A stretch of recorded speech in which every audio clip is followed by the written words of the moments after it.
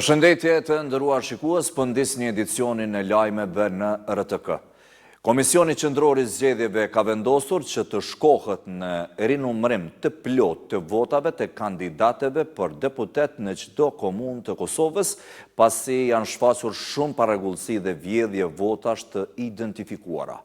Po për shkak të parregullsive të mëdha, KQZ u ka ndërprer mandatin komisionarëve në komunën e Prizrenit.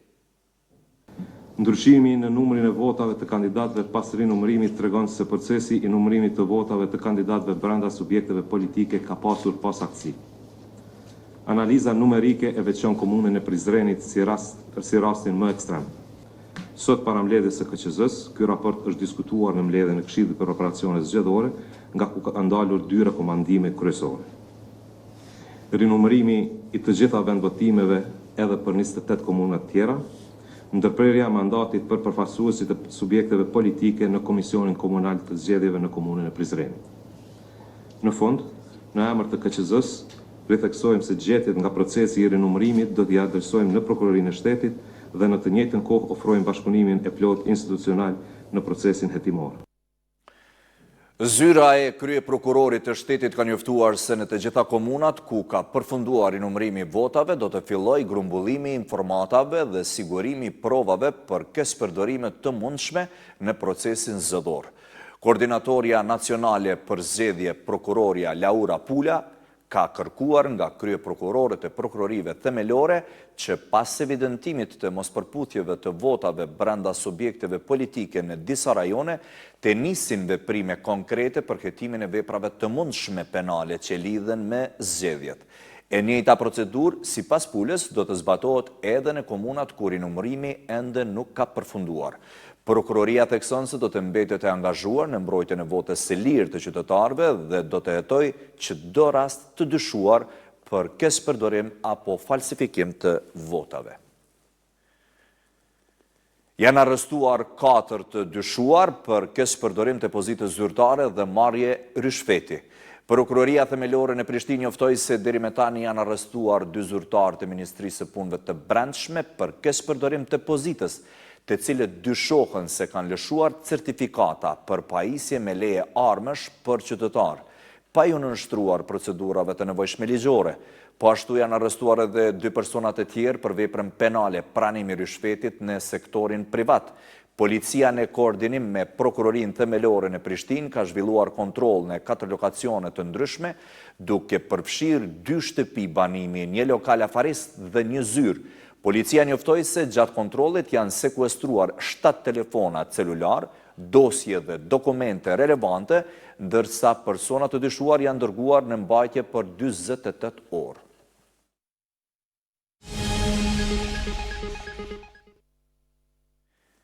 Kryeministri në detyrë Albin Kurti ka udhëtuar për në Davos të Zvicrës, ku do të marrë pjesë në forumin ekonomik botëror mes liderëve të shumt nga gjithë bota, ka njoftuar zyra e kryeministrit. Në kuadër të forumit, Kosova do të ketë për të dytin vit hapësirën e dedikuar përfaqësuese të quajtur Shtëpia e Kosovës. Me te i theksohet se Kurti do të marrë pjesë në ngjarjet dhe panelet e diskutimit që organizohen në Shtëpinë e Kosovës, krahas takimeve zyrtare bilaterale me udhëheqës të lartë dhe investitor në margjinat e forumit ekonomik botëror. Ministria e Financave njofton se paga minimale në sektorin privat është rritur nga 350 në 425 euro bruto, duke hyrë në fuqi nga 1 janari këtij viti. Ministria e Financave ka treguar për 2 faza, duke thënë se kjo rritje përbën një masë të rëndësishme për rritjen e mirëqenies së punëtorëve dhe për afrimin e pagës minimale me kushtet aktuale të tregut të punës. Sipas Ministrisë, faza 2 do të fillojë me një korrik, kur paga minimale do të arrijë në 500 euro bruto. Ministrja në detyrë e ekonomisë Artane Rizvanolli ka njoftuar se Kost ka marrë pronësinë e ngastrës në Sojev të Ferizajt, ku do të vendosen baterit 90 MWh për ruajtjen e energjisë. Sipas marrëveshjes, punimet për baterit do të ecin përpara në kuadër të programit Compact MCC. Tutje theksohet se bateri do të ruajnë energji kur ka të pricë dhe do ta kthejnë në rrjet kur kërkesa rritet për furnizim më të qëndrueshëm dhe kosto më të përballueshme. Administrata tatimore e Kosovës ka shënuar 26 vjetorin e themelimit, ku theksua roli i saj si shtyllkyqe e funksionimit të shtetit dhe e sovranitetit fiskal të Kosovës. Drejtori i përgjithshëm i ATK-s Mentor Hyseni tha se administrata tatimore po orientohet ndaj këshillimeve dhe jo ndëshkimeve. Sot shënojmë 26 vjetorin e administratës tatimore të Kosovës, një institucion themelor për funksionimin e shtetit dhe forcimin e sovranitetit fiskal të Republikës së Kosovës. ATK është ndërtuar paralelisht me shtetin tonë nga një administratë krijuar në rrethana të vështira në një institucion modern, profesional dhe të besueshëm. Kontributi i saj ka qenë vendimtar për stabilitetin fiskal, ndërtimin e institucioneve dhe zhvillimin ekonomik të vendit. Si qeveria e Republikës së Kosovës e konsiderojmë administratën tatimore një shtyllkyqe të qeverisë së mirë dhe drejtësisë fiskale. Të hyrat e mbledhura nuk janë thjesht shifra buxhetore, mirë po janë mjete për arsim, shëndetësi, zhvillim social, zhvillim ekonomik dhe përmirësim të jetës së qytetarëve. Duhet ju njoftoj me një çështje të re që kemi filluar ta modernizojmë ATK-n kryesisht me çështjen tonë më pak ndëshkime, më shumë këshillim. Pra, asnjëherë nuk është e lehtë që të implementohet ligji nëse nuk ka vullnet të tatim paguesë.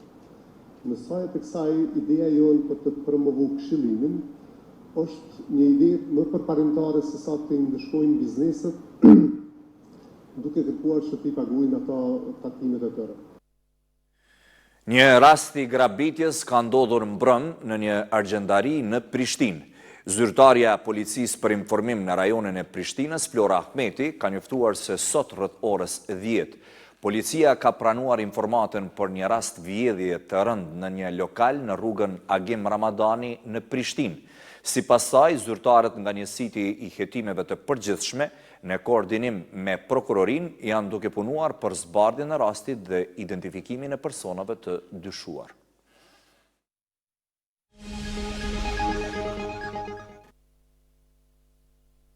Numri viktimave nga përplasja e 2 trenave në Spanjë ka arritur në 39, ndërsa mbi 150 persona të tjerë janë lënduar, 15 prej tyre në gjendje të rëndë.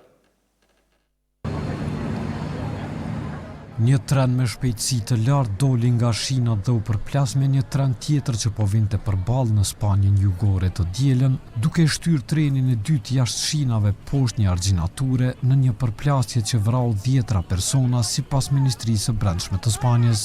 Aksidenti ndodhi pranë Adamuzit në provincën e Cordobës, rreth 360 km në jug të kryeqytetit Madrid. Nga 75 personat e shtruar në spital, 15 janë në gjendje të rëndë, ka deklaruar kreu i qeverisë rajonale të Andaluzisë, Juana Moreno, herët të hënën. Moreno paralajmëroi se numri të vdekurve mund të rritet për shkak të përplasjes së fortë. Gazeta El País raportoi se shoferi 27 vjeçar i trenit të linjës Madrid-Huelva, i cili u godit, ishte në mesin e të vdekurve. Në të dy trenat kishte rreth 400 pasagjerë, shumica të cilëve spanjoll që udhtonin në Madrid pas fundjavës. Nuk ishte e qartë se sa turist mund të ishin në bord, pasi janari nuk është sezon festash në Spanjë. Treni i dytë që shkonte për në Huelva dhe operohej nga Renfe, e financuar nga shteti, po udhtonte me rreth 200 km në orë në momentin e përplasjes, raporton País.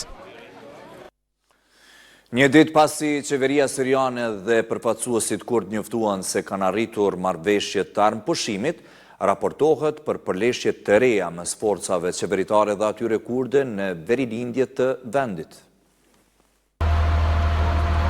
Nga Siria njoftohet për përleshje të reja mes forcave qeveritare dhe atyre kurde të njohura si Forca Demokratike të Sirisë apo SDF, të cilat kanë shpërthyer në Al-Shadadi në verilindjen e vendit. Ku forcat e qeverisë dhe kurdët u përleshën rreth kontrollit të një burgu, ku ende mbahet një numër i madh i luftëtarëve të ISIS, dhe dy palët fajsojnë njëra tjetrën për shpërthimin e dhunës. Përleshjet shpërthyen një ditë pasi që qeveria në Damask dhe përfaqësuesit kurd njoftuan se kanë arritur një marrëveshje të armëpushimi, e cila do të duhet të ndalon dhunën disa javore mes dy palëve, e cila ka krijuar rrezik nga shpërthimi në lufte më të gjerë mes qeverisë në Damask dhe kurdëve. Marrëveshja e arritur mes tjerash përfshin integrimin e luftëtarëve kurd të SDF-s brenda ushtrisë së rregull siriane, si dhe largimin e të gjithë anëtarëve të PKK-s, lëvizjes së kurdëve turq, e cila me dekada lufton kundër Ankaras nga territori sirian. Në marrëveshje parashihet edhe transferi i kontrollit të rajoneve që janë në kontrollin e SDF-s në ombrellën qeveritare. Shumë ekspertë thonë se pjesa më e madhe e tensioneve buron rreth këtyre çështjeve. Gjatë luftës civile, kurdët kanë arritur të marrin kontrollin e rajoneve ku janë shumicë, si dhe të vendosin institucione lokale të administratës dhe sigurisë.